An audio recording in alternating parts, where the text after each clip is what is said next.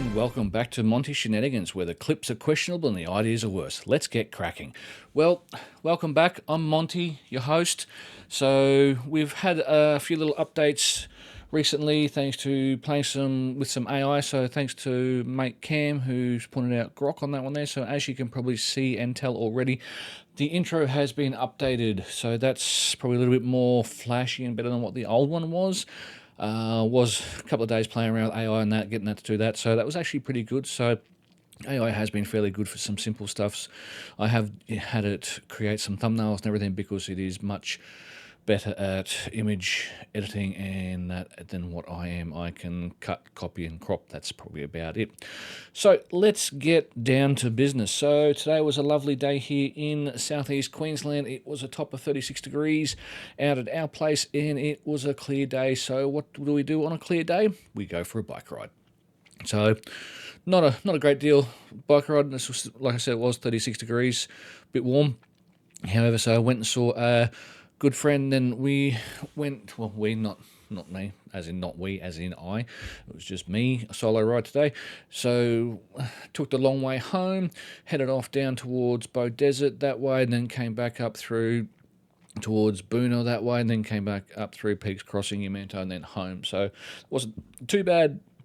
About a 3 hour ride all up, including the trip there and then the trip home. So not too bad at all. Only had 2 people try and kill me today, which, grand scheme of things, on this weekend has actually been a pretty good track record on that one there. So one of them was 1 street away from home. So up until that point, only one of them had actually tried to kill me. So I thought I was batting all right, and then all of a sudden that second one came in. But hey, got to keep your wits about yourself.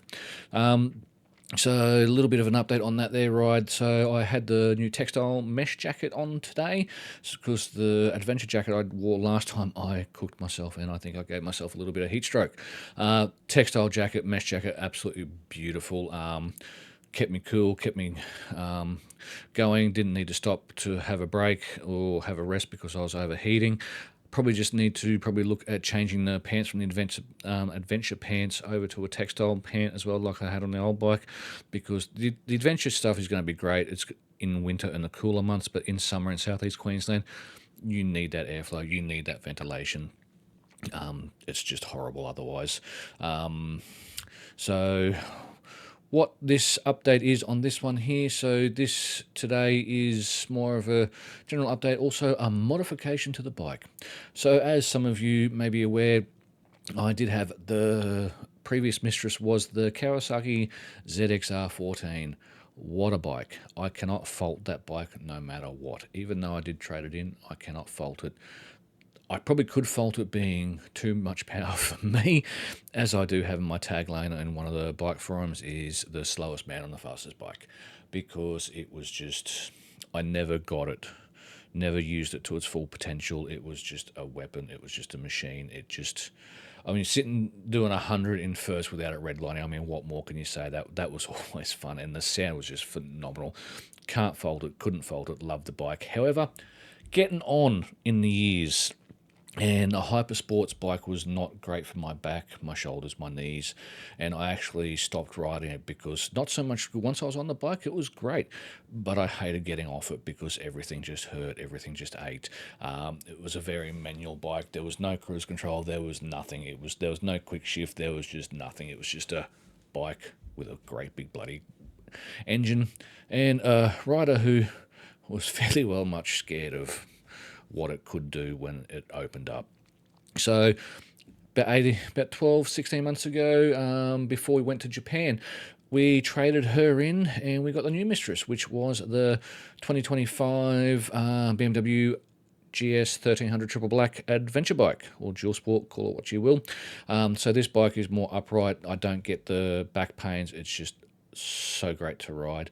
It's got so much tech on it: cruise control, adaptive cruise control. It's got your warning lights in the mirrors, so you can actually see if there's somebody beside you, but you still do your head checks, obviously. Quick shift up and down. Probably the one thing I do love about it is its shaft drive, so no more chain maintenance. That was one thing. No more horrible chain maintenance. It's a dream bike. It's going to be a forever bike for me because love it. It's just so smooth. It's just absolutely a cracker of a bike. So I'll go through it more detail later. So one thing that myself and quite a few other 1300 GS owners have actually found is that the side stand is a little bit short, so the bike does have a lot of a lean when you've actually got the side stand out. So to fix that, it's a bit of a pain in the ass to throw your leg on and off as well with on such a lean. So the way to actually rectify that was with a side stand extension, or you can get the side stand foot adapter. So I did purchase one from BMW, from Wunderlich, I think it's pronounced. Don't quote me on that. So I've got it here. I've opened the box for you. I've had a good look through it. So I've got the instructions over there. So we're going to go through a video later on in this clip of how it does install. I think it's about a 5-10 minute job. It's not that big of a job. So we'll just switch over to this one here. So you get a nice little brown box. So this is the foot plate. So it's all CNC aluminium. It's actually fairly substantial and heavy, and it's going to add a fair bit of height to reduce that lean on it. So that's what you get there. So that's your big chunk of aluminium. So we also get in a little baggie of goodies, you get some BMW Loctite, you get a bit of 3M double-sided tape, which just goes in there just to obviously hold it a little bit better to the actual foot. A little bit of rubber. This is to go on the center stand, just to stop it rubbing on that one there. You got your bracket which goes over the top of it, and then you got your 2 bolts and the grub screw. And of course it's BMW. They are torque bits, which is always fun. So I get to break out the new torque set for everything that I need to do, pull apart on the bike. So I said that clip will come up a little bit later. We'll clip over. We'll sign off over to that one there and have a good look at that. And like I said, it's probably going to be a 5 or 10 minute job. If it does run too long, I will just edit it out. But it's not that hard. Put it on there, 2 bolts and a grub screw. I mean, it's not rocket science. So without further ado, what I'm going to do is we're going to cut over to Monty, myself, doing the installation. Like I said, it's not hard. It's not much. So we'll just see how that all goes. So how about I go back to this camera? So that's better. So, yep, so without further ado, we'll cut over to the installation clip. So we'll see you on the other side of the installation clip. So take it easy. Well, here we are to do the install of the actual boot itself. So what I have done is I've already put the 3M tape on the actual inside of this. So I'm just going to see if I can get my fingernails underneath this so I can get this taken off. It's never easy when you've got people watching or you're trying to make content, because my fingernails aren't long enough to actually... There we go. A little bit of... Nope. Come on. Yeah, okay, so I said this is quick and easy, but if I can't get the second side of this double-sided tape off, it's not going to make it very quick and easy, is it? Oh, come on. Why are you going to be so stubborn? Okay, there we go. So I got that one there off. We just make sure that we put this here in the right way. So I've already cleaned the actual bottom of the actual stand, so that just goes on like that one there. So then we have the bracket here, which I'll make sure I put on the right way, which just sits over the top like that. So what we'll do is we'll get our screws here, a little bit of the BMW Loctite, a little bit of that on there. Sorry, it's not on the actual clip itself.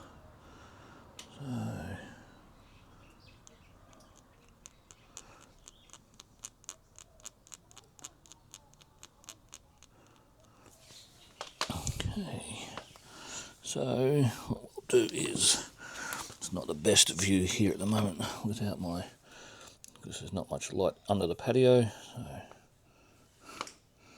we'll get this one here put in.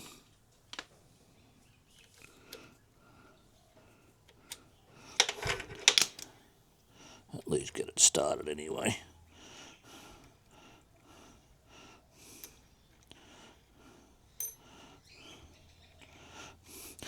So being a BMW, of course, everything is got torque specs on it, so Loctite on the next one.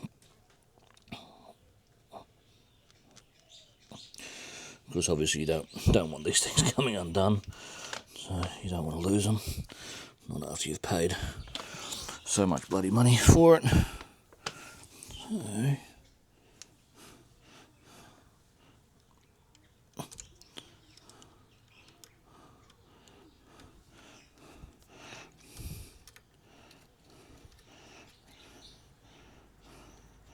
there we go.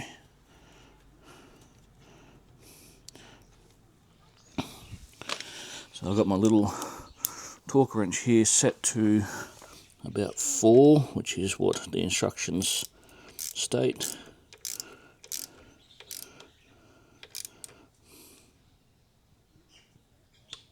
There we go.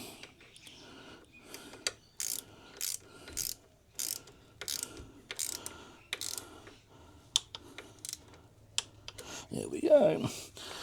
So the last little thing we do have is the little grub screw, which goes in around the back here. So we'll just get a little bit of more lovely blue Loctite, or the German version of it, onto the grub screw.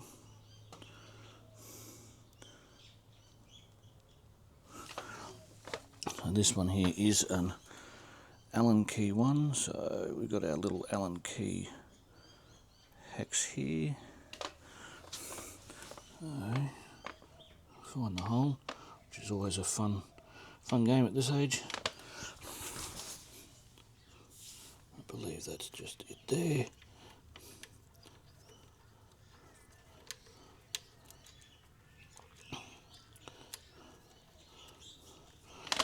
Okay. Once again, torque it down, torque it up, whichever way you want to go.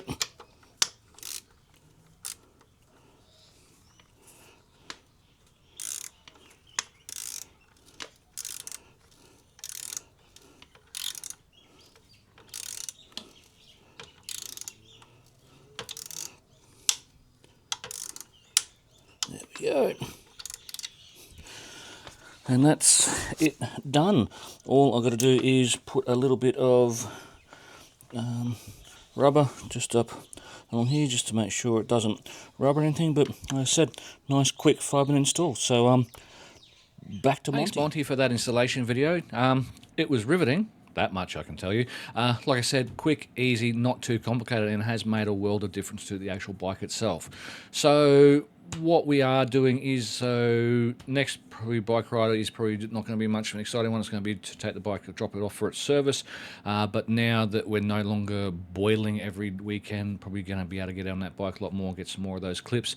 So today's ride wasn't a huge ride. It was just down through went and caught up with a friend, then came back home via Bow Desert, and then came back up through Boona, Pig Crossing, Yamanto that way, and came home.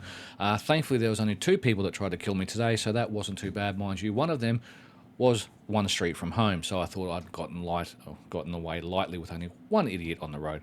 But hey, 2 idiots after a 3-hour ride, can't complain about that. So like I said, it was a great day, clear sky. I did record the ride, but it wasn't a great or exciting ride. There was not any twisties or anything like that. Just standard ride. So I'm probably not going to bore you all with any of the clips from that. I do have the 2 idiots on camera, but you've seen enough idiots on the road with dash cams Australia, and you don't want to see a couple more. But yeah, that's it. So just wanted to say thanks for watching my shenanigans. I'll stick the teeth back in. I'm getting old. If you enjoyed the video, like and subscribe for more chaos builds and shenanigans. Coming up, there will be an update on some more Warhammer stuff, which has had a little bit of change from what the plans were for the War Doggies, because I have had a little bit of a change in that. So there still will be building when I'm on holidays in a couple of weeks. It's just not going to be the War Dogs if things actually turn up in time.